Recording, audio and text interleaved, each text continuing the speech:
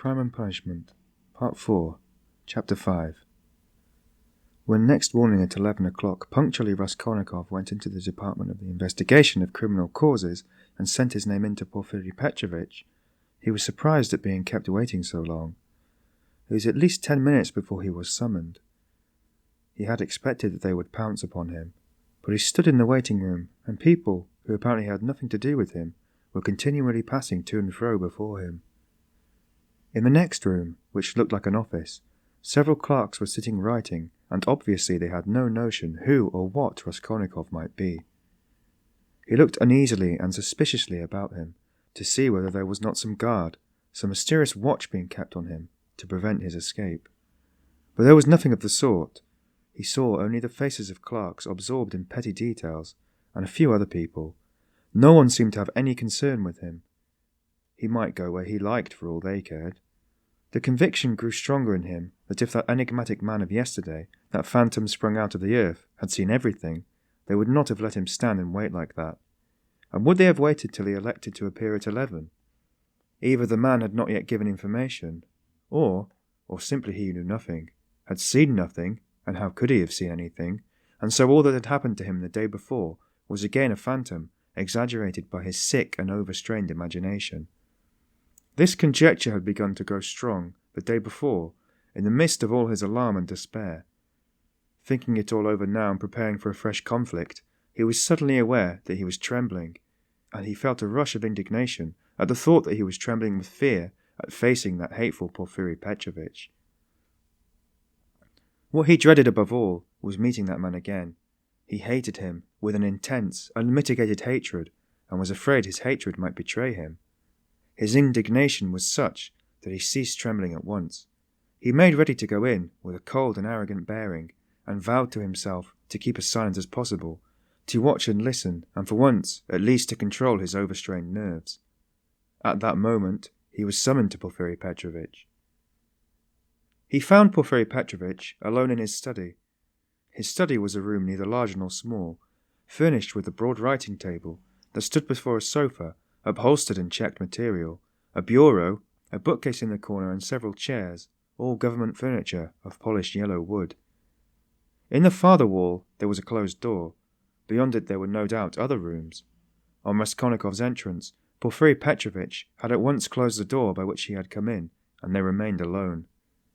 He met his visitor with an apparently aerial and good-tempered air, and it was only after a few minutes that Raskolnikov saw signs of a certain awkwardness in him, as though he had been thrown out of his reckoning, or caught in something very secret.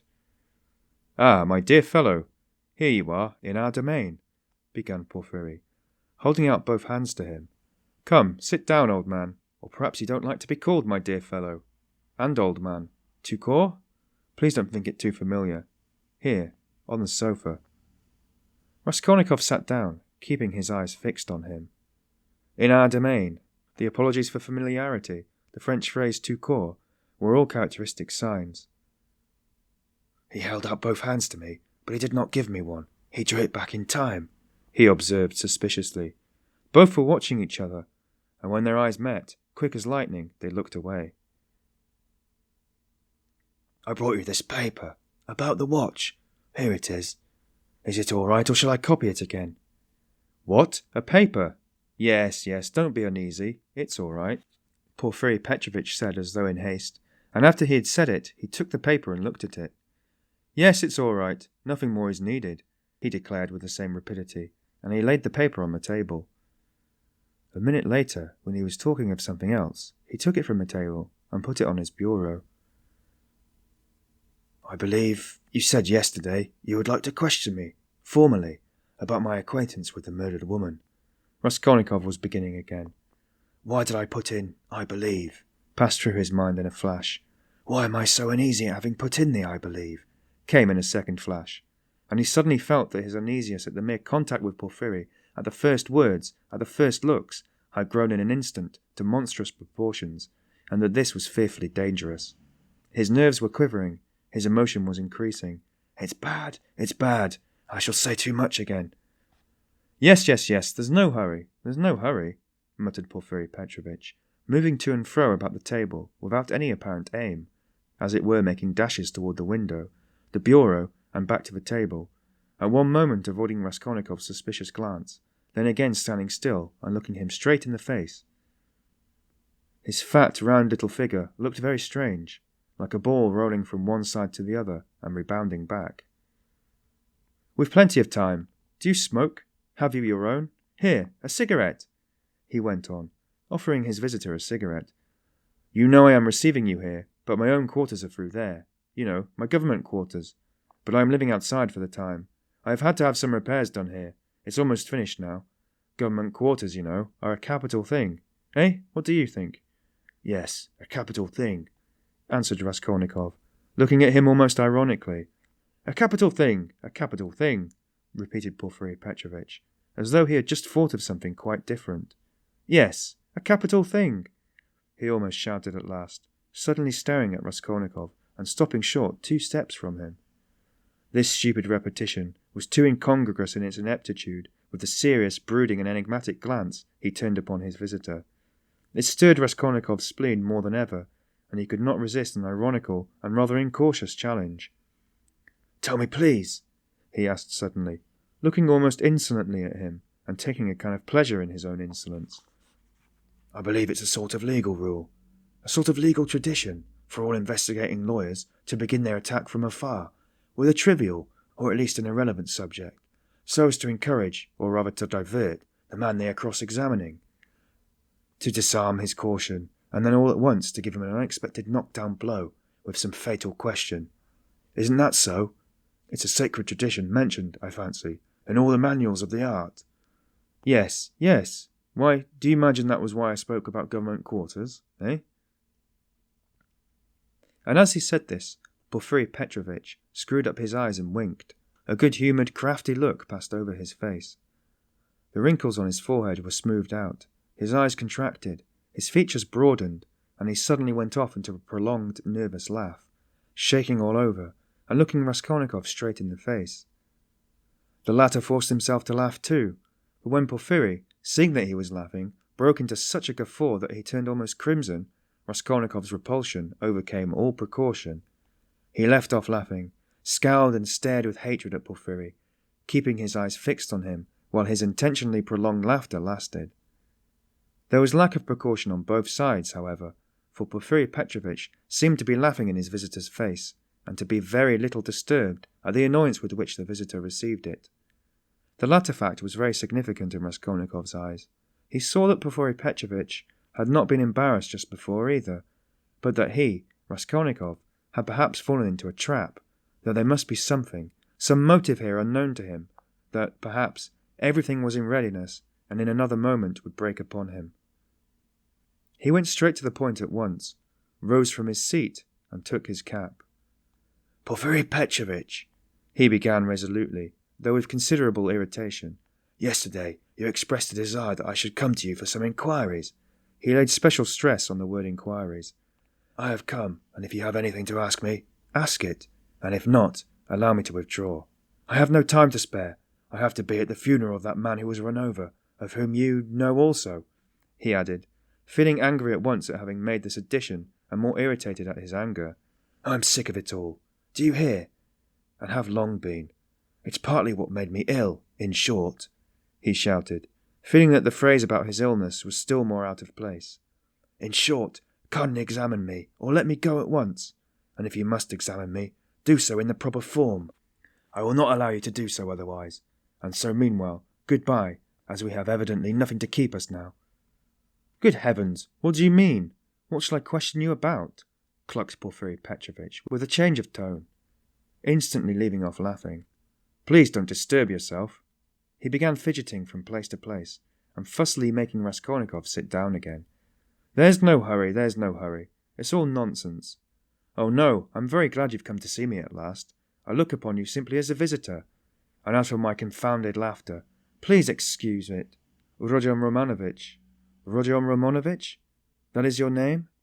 It's my nerves. You tickled me so with your witty observation, I assure you, and sometimes I shake with laughter like an India rubber ball for half an hour at a time. I'm often afraid of an attack of paralysis. Do sit down. Please do, or I shall think that you are angry." Raskolnikov did not speak. He listened, watching him, still frowning angrily. He did sit down, but still held his cap. "I must tell you one thing about myself, my dear Rodion Romanovitch," Porfiry Petrovitch continued, moving about the room, and began avoiding his visitor's eyes. "You see, I'm a bachelor, a man of no consequence, and I'm not used to society. Besides, I have nothing before me. I'm set. I'm running to seed. And have you noticed, Rodion Romanovitch, that in our Petersburg circles, if two clever men meet who are not intimate, but respect each other, like you and me, it takes them half an hour before they can find a subject for conversation. They are dumb, they sit opposite each other, and feel awkward. Everyone has subjects of conversation. Ladies, for instance. People in high society always have their subjects of conversation. C'est de rigueur. But people of the middle sort like us, thinking people that is, are always tongue-tied and awkward. What is the reason for it? Whether it is the lack of public interest, or whether it is that we are so honest we don't want to deceive one another, I don't know. What do you think? Do put down your cap. It looks as if you were just going. It makes me uncomfortable. I am so delighted."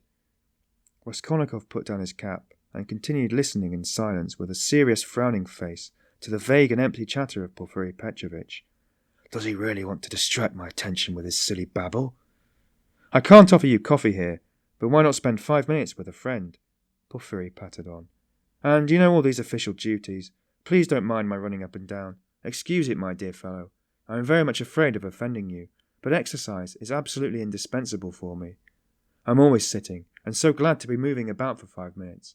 I suffer from my sedentary life. I always intend to join a gymnasium. They say that officials of all ranks, even privy councillors, may be seen skipping gaily there. There you have it, modern science. Yes, yes. But as for my duties here, inquiries and all such formalities, you mentioned inquiries yourself just now, I assure you these interrogations are sometimes more embarrassing for the interrogator than for the interrogated. You've made the observation yourself just now, very aptly and wittily. Raskolnikov had made no observation of the kind. One gets into a muddle, a regular muddle. One keeps harping on the same note, like a drum. There is to be a reform, and we shall be called by a different name, at least. And as for our legal tradition, as you so wittingly called it, I thoroughly agree with you.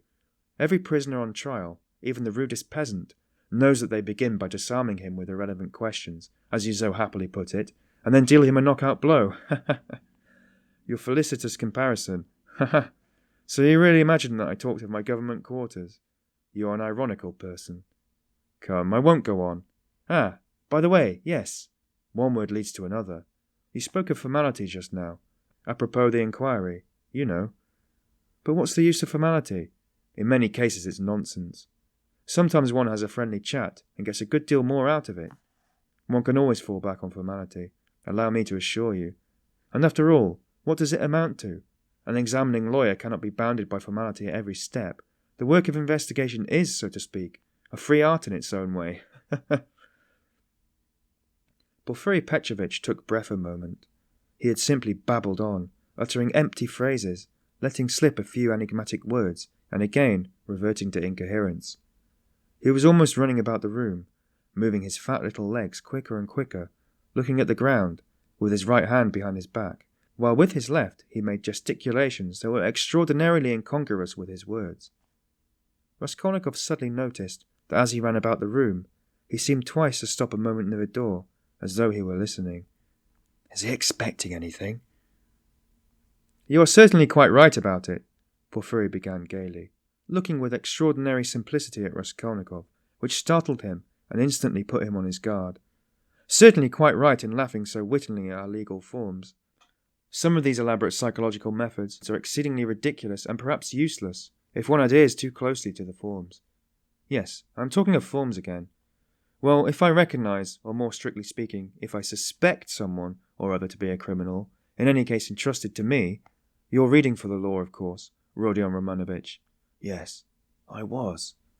Well then, it is a precedent for you for the future, though don't suppose I should venture to instruct you after the articles you publish about crime. No, simply I make bold to state it by the way of a fact.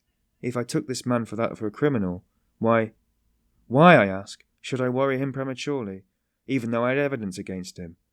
In one case I may be bound, for instance, to arrest a man at once, but another may be in quite a different position, you know, so why shouldn't I let him walk about the town a bit? But I see you don't quite understand. So I'll give you a clearer example. If I put him in prison too soon, I may very likely give him, so to speak, moral support. You're laughing." Raskolnikov had no idea of laughing. He was sitting with compressed lips, his feverish eyes fixed on Porfiry Petrovitch's.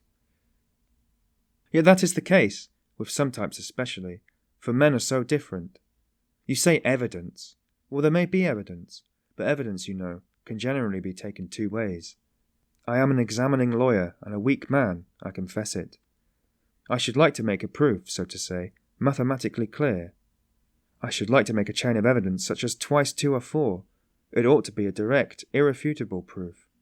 And if I shut him up too soon, even though I might be convinced he was the man, I should very likely be depriving myself of the means of getting further evidence against him. And how? By giving him, so to speak, a definite position, I shall put him out of suspense and set his mind at rest, so that he will retreat into his shell. They say that at Sevastopol, soon after Alma, the clever people were in a terrible fright that the enemy would attack openly and take Sevastopol at once. But when they saw that the enemy preferred a regular siege, they were delighted, I am told, and reassured, for the thing would drag on for 2 months at least. You're laughing. You don't believe me again. Of course, you're right too. You're right. These are special cases, I admit, but you must observe this, my dear Rodya Romanovitch. The general case, the case for which all legal forms and rules are intended, for which they are calculated and laid down in books, does not exist at all, for the reason that every case, every crime for instance, as soon as it actually occurs, at once becomes a thoroughly special case, and sometimes a case unlike any that's gone before.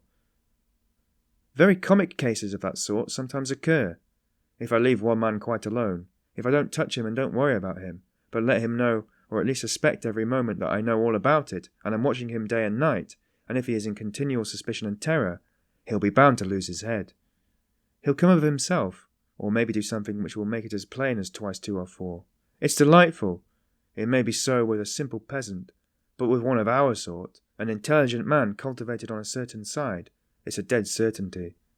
For, my dear fellow, it's a very important matter to know on what side a man is cultivated.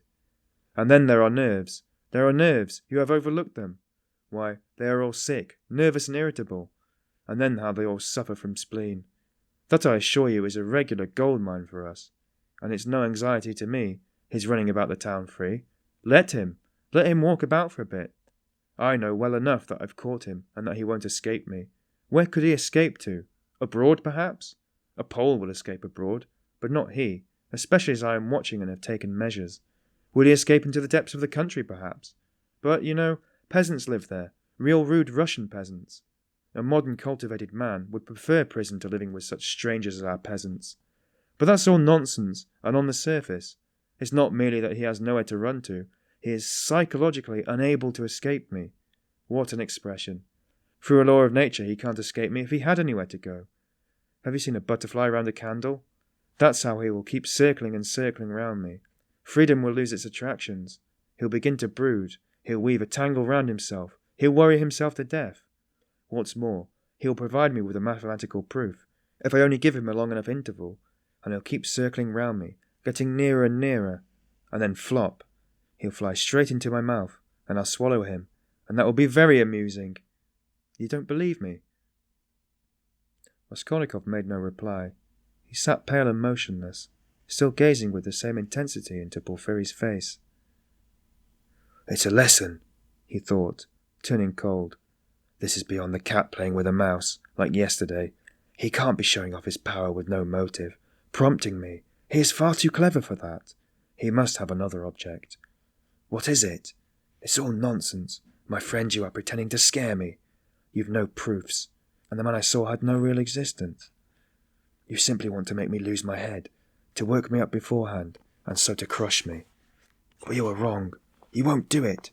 But why give me such a hint? Is he reckoning on my shattered nerves? No, my friend, you are wrong. You won't do it even though you have some trap for me. Let us see what you have in store for me. And he braced himself to face a terrible and unknown ordeal. At times, he longed to fall on Porfiry and strangle him. This anger was what he dreaded from the beginning. He felt that his parched lips were flecked with foam, his heart was throbbing, but he was still determined not to speak till the right moment. He realized that this was the best policy in his position, because instead of saying too much, he would be irritating his enemy by his silence and provoking him into speaking too freely.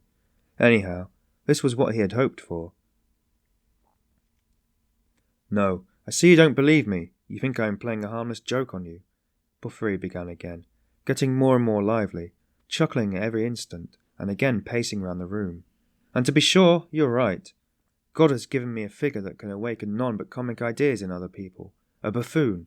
But let me tell you, and I repeat it, excuse an old man, my dear Rodya Romanovitch, you're a man still young, so to say, in your first youth, and so you put intellect before everything, like all young people. Playful wit and abstract arguments fascinate you, and that's for all the world like the old Austrian Hof Kriegsrat, as far as I can judge of military matters, that is. On paper they'd beaten Napoleon and taken him prisoner, and there in their study they worked it all out in the cleverest fashion. But look you, General Mack surrendered with all his army. I see, Rodya Romanovitch, you are laughing at a civilian like me, taking examples out of military history. But I can't help it, it's my weakness. I am fond of military science, and I'm ever so fond of reading all military histories. I've certainly missed my proper career. I ought to have been in the army. Upon my word I ought. I shouldn't have been a Napoleon, but I might have been a major. Well, I will tell you the whole truth, my dear fellow, about this special case. I mean, actual fact and a man's temperament, my dear sir, are weighty matters, and it's astonishing how they sometimes deceive the sharpest calculation. Listen to an old man. I'm speaking seriously, Rodya Romanovitch." As he said this, Porfiry Petrovitch, who was scarcely 35, actually seemed to have grown old. Even his voice changed, and he seemed to shrink together. "Moreover, I am a candid man. Am I a candid man or not? What do you say? I fancy I really am.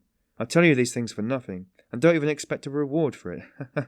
Well, to proceed, wit in my opinion is a splendid thing. It is, so to say, an adornment of nature, and a consolation of life, and what tricks it can play, so that it sometimes is hard for a poor examining lawyer to know where he is, especially when he's liable to be carried away by his own fancy too, for you know he is a man after all. But the poor fellow is saved by the criminal's temperament. Worse luck for him. But young people carried away by their own wit don't think of that when they overstep all obstacles, as you wittily and cleverly expressed it yesterday. He will lie, that is the man who is a special case, the incognito, and he will lie well, in the cleverest fashion. You might think he would triumph and enjoy the fruits of his wit, but at the most interesting, the most flagrant moment he will faint. Of course there may be illness in a stuffy room as well, but anyway he's given us the idea. He lied incomparably, but he didn't reckon on his temperament. That's what betrays him. Another time he will be carried away by his playful wit into making fun of the man who suspects him. He will turn pale, as it were, on purpose to mislead, but his paleness will be too natural, too much like the real thing. Again, he has given us an idea. Though his questioner may be deceived at first, he will think differently next day if he is not a fool, and of course it is like that at every step. He puts himself forward where he is not wanted, speaks continually when he ought to keep silent, brings in all sorts of allegorical allusions, comes and asks, "Why didn't you take me long ago?" And that can happen, you know, with the cleverest man, the psychologist, the literary man. The temperament reflects everything like a mirror. Gaze into it and admire what you see. But why are you so pale, Rodya Romanovitch? Is the room stuffy? Shall I open the window? "Oh, don't trouble, please," cried Raskolnikov, and he suddenly broke into a laugh. "Please don't trouble." Porfiry stood facing him, paused a moment, and suddenly he too laughed. Raskolnikov got up from the sofa, abruptly checking his hysterical laughter. "Porfiry Petrovitch," he began, speaking loudly and distinctly, though his legs trembled and he could scarcely stand. "I see clearly at last that you actually suspect me of murdering that old woman and her sister Lizaveta. Let me tell you, for my part, that I am sick of this. If you find that you have a right to prosecute me legally, to arrest me and prosecute me, arrest me. But I will not let myself be jeered at to my face and worried." His lips trembled, his eyes glowed with fury, and he could not restrain his voice. "I won't allow it!" he shouted, bringing his fist down on the table. "Do you hear that, Porfiry Petrovitch? I won't allow it!" "Good heavens, what do you mean?" cried Porfiry Petrovitch, apparently quite frightened. "Rodya Romanovitch, my dear fellow, what is the matter with you?" "I won't allow it!" Raskolnikov shouted again. "Hush, my dear man, They'll hear and come in. Just think what could we say to them?" Porfiry Petrovitch whispered in horror, bringing his face close to Raskolnikov's. "I won't allow it! I won't allow it!" Raskolnikov repeated mechanically, but he too spoke in a sudden whisper. Porfiry turned quickly and ran to open the window. "Some fresh air! And you must have some water, my dear fellow. You're ill." And he was running to the door to call for some, when he found a decanter of water in the corner. "Come, drink a little," he whispered, rushing up to him with a decanter. "It will be sure to do you good." Porfiry Petrovitch's alarm and sympathy was so natural that Raskolnikov was silent and began looking at him with wild curiosity. He did not take the water, however. "Rodya Romanovitch, my dear fellow, you'll drive yourself out of your mind, I assure you. Have some water. Do drink a little." He forced him to take the glass. Raskolnikov raised it mechanically to his lips, but set it on the table again with disgust.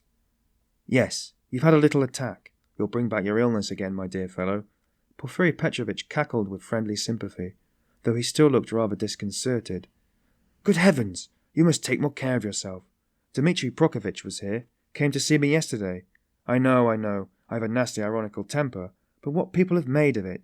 Good heavens, he came yesterday after you'd been. We dined and he talked and talked away, and I could only throw up my hands in despair. Did he come from you? But do sit down, for mercy's sake. Sit down." "No, not from me.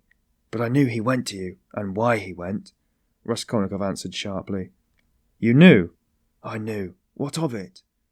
"Why this, Rodya Romanovitch, that I know more than that about you. I know about everything. I know how you went to take a flat at night, when it was dark, and how you rang the bell and asked about the blood, so that the workman and the porter did not know what to make of it. Yes, I understand your state of mind at the time. But you'll drive yourself mad like that, upon my word. You'll lose your head. You're full of generous indignation at the wrongs you've received, first from destiny, and then from the police officers, and so you rush from one thing to another, to force them to speak out and make an end of it all, because you are sick of all this suspicion and foolishness. That's so, isn't it? I have guessed how you feel, haven't I? Only in that way you'll lose your head, and Razumikhin's too. He's too good of a man for such a position. You must know that. You are ill and he is good, and your illness is infectious for him. I'll tell you about it when you are more yourself. But do sit down, for goodness sake. Please rest. You look shocking. Do sit down." Raskolnikov sat down. He no longer shivered. He was hot all over. In amazement he listened with strained attention to Porfiry Petrovitch, who still seemed frightened as he looked after him with friendly solicitude. But he did not believe a word he said, though he felt a strange inclination to believe. Porfiry's unexpected words about the flat had utterly overwhelmed him. "How can it be he knows about the flat, then?" he thought suddenly. "And he tells it to himself." "Yes, in our legal practice there was a case almost exactly similar, a case of morbid psychology," Porfiry went on quickly. "A man confessed to murder, and how he kept it up. It was a regular hallucination. He brought forward facts, he imposed upon everyone. And why? He had been partly, but only partly, unintentionally, the cause of a murder, and when he knew that he had given the murderers the opportunity, he sank into dejection. It got on his mind and turned his brain. He began imagining things, and he persuaded himself that he was the murderer. But at last the High Court of Appeal went into it, and the poor fellow was acquitted and put under proper care.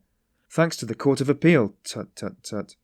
Why, my dear fellow, you may drive yourself into delirium, if you have the impulse to work upon your nerves, to go ringing bells at night and asking about blood. I've studied all this morbid psychology in my practice. A man is sometimes tempted to jump out of a window, or from a belfry. Just the same with bell ringing. It's an illness, Rodion Romanovitch. You have begun to neglect your illness. You should consult an experienced doctor. What's the good of that, fat fellow? You are light-headed. You were delirious when you did all this." For a moment Raskolnikov felt everything going round. "Is it possible? Is it possible?" flashed through his mind, "that he is still lying? He can't be. He can't be." He rejected that idea, feeling to what a degree of fury it might drive him, feeling that that fury might drive him mad. "I was not delirious. I knew what I was doing," he cried, straining every faculty to penetrate Porfiry's game. "I was quite myself. Do you hear?" "Yes, I hear and understand. You said yesterday you were not delirious. You were particularly emphatic about it. I understand all you can tell me. Ah, listen, Rodion Romanovitch, my dear fellow. If you are actually a criminal, or were somehow mixed up in this damnable business, Would you insist that you were not delirious but in full possession of your faculties? And so emphatically and persistently? Would it be possible? Quite impossible to my thinking. If you had anything on your conscience, you certainly ought to insist that you were delirious. That's so, isn't it? There was a note of slyness in this inquiry. Raskolnikov drew back on the sofa as Porfiry bent over him and stared in silent perplexity at him. Another thing about Razumikhin. You certainly ought to have said that he came of his own accord, to have concealed your part in it. But you don't conceal it. You lay stress on his coming at your instigation. Raskolnikov had not done so. A chill went down his back. You keep telling lies, he said slowly and weakly, twisting his lips into a sickly smile. You are trying again to show that you know all my game, that you know all I shall say beforehand, he said, conscious himself that he was not weighing his words as he ought. You want to frighten me, or you are simply laughing at me. He still stared at Porfiry as he said this, and again there was a light of intense hatred in his eyes. You keep lying, he cried. You know perfectly well that the best policy for the criminal is to tell the truth as nearly as possible, to conceal as little as possible. I don't believe you. What a wily person you are, Porfiry tittered. There's no catching you. You've got a perfect monomania. So you don't believe me. But still, you do believe me. You believe a quarter. I'll soon make you believe the whole, because I have a sincere liking for you, and genuinely wish you good. Raskolnikov's lips trembled. Yes, I do, went on Porfiry, touching Raskolnikov's arm genially. You must take care of your illness. Besides, your mother and sister are here now. You must think of them. You must soothe and comfort them, and yet you do nothing but frighten them. What has that got to do with you? How do you know it? What concern is it of yours? You are keeping watch on me, and want to let me know it. Good heavens! Why, I learnt it all from yourself. You don't notice that in your excitement you tell me and others everything. From Razumikhin, too, I learnt a number of interesting details yesterday. No, you interrupted me, but I must tell you that, for all your wit, your suspiciousness makes you lose the common-sense view of things. To return to bell-ringing, for instance. I, an examining lawyer, have betrayed a precious thing like that, a real fact, for it is a fact worth having, and you see nothing in it. Why, if I had the slightest suspicion of you, should I have acted like that? No, I should first have disarmed your suspicions and not let you see I knew of that fact. Should have diverted your attention, and suddenly dealt you a knock-down blow, your expression, saying, And what were you doing, sir, pray, at 10 or nearly 11 at the murdered woman's flat? And why did you ring the bell? And why did you ask about blood? And why did you invite the porters to go with you to the police station, to the lieutenant? That's how I ought to have acted. If I had a grain of suspicion of you, I ought to have taken your evidence in due form, searched your lodging, and perhaps have arrested you too. So I have no suspicion for you, since I have not done that. But you can't look at it normally, and you see nothing. I say again. Raskolnikov started so that Porfiry Petrovitch could not fail to perceive it. You are lying all the while, he cried. I don't know your object, but you are lying. You did not speak like that just now, and I cannot be mistaken. I am lying, Porfiry repeated, apparently incensed, but preserving a good-humoured and ironical face, as though he were not in the least concerned at Raskolnikov's opinion of him. I am lying, but how did I treat you just now? I, the examining lawyer, prompting you and giving you every means for your defence. Illness, I said, delirium, injury, melancholy, and the police officers, and all the rest of it.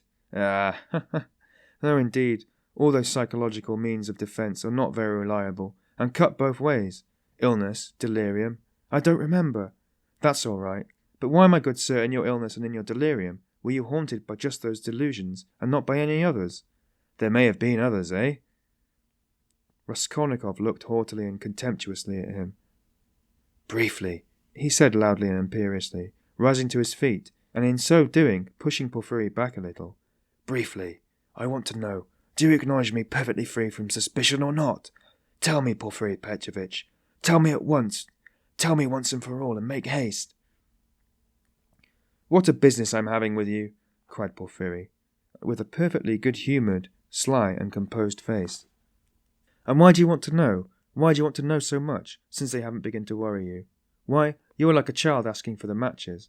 And why are you so uneasy? Why do you force yourself upon us, eh? I repeat, Raskolnikov cried furiously, that I can't put up with it. With what? Uncertainty, interrupted Porfiry. Don't jeer at me. I won't have it. I tell you I won't have it. I can't and I won't. Do you hear? Do you hear?" he shouted, bringing his fist down on the table again. "Hush, hush! They'll overhear. I warn you seriously. Take care of yourself. I'm not joking," Porfiry whispered, but this time there was not the look of old womanish good nature and alarm in his face. Now he was peremptory, stern, frowning, and for once laying aside all mystification. But this was only for an instant. Raskolnikov, bewildered, suddenly fell into actual frenzy. But, strange to say, he again obeyed the command to speak quietly, though he was in a perfect paroxysm of fury. "I will not allow myself to be tortured," he whispered, instantly recognizing with hatred that he could not help obeying the command, and driven to even greater fury by the thought. "Arrest me, search me, but kindly act in due form, and don't play with me, don't dare." "Don't worry about the form," Porfiry interrupted with the same sly smile, as it were gloating with enjoyment over Raskolnikov. "I invited you to see me quite in a friendly way. I don't want your friendship, and I spit on it. Do you hear? And here, I take my cap and go. What will you say now if you mean to arrest me?" He took up his cap and went to the door. "And won't you see my little surprise?" chuckled Porfiry, again taking him by the arm and stopping him at the door. He seemed to become more playful and good-humoured, which maddened Raskolnikov. "What surprise?" he asked, standing still and looking at Porfiry in alarm. "My little surprise. It's sitting there behind the door. Ha ha!" He pointed to the locked door. "I locked him in that he should not escape." "What is it? Where? What?" Raskolnikov walked to the door and would have opened it, but it was locked. "It's locked. Here is the key." And Porfiry brought a key out of his pocket. "You are lying!" roared Raskolnikov, without restraint. "You lie, you damned Punchinello!" And he rushed at Porfiry, who retreated to the other door, not at all alarmed. "I understand it all. You are lying and mocking so I may betray myself to you." "Why, you could not betray yourself any further, my dear Rodya Romanovitch. You are in a passion. Don't shout, I shall call the clerks." "You are lying. Call the clerks. You knew I was ill and tried to work me into a frenzy to make me betray myself. That was your object. Produce your facts. I understand it all. You've no evidence. You have only wretched, rubbishy suspicions like Zamatov's. You knew my character. You wanted to drive me to fury, and then to knock me down with priests and deputies. Are you waiting for them, eh? What are you waiting for? Where are they? Produce them." "Why deputies, my good man? What things people will imagine, and to do so would not be acting in form, as you say. You don't know my business, my dear fellow, and there's no escaping form, as you see," Porfiry muttered, listening at the door through which a noise could be heard. "Ah, they're coming!" cried Raskolnikov. "You've sent for them. You expected them. Well, produce them all, your deputies, your witnesses, what you like. I am ready." But at this moment a strange incident occurred, something so unexpected that neither Raskolnikov nor Porfiry Petrovitch could have looked for such a conclusion to their interview.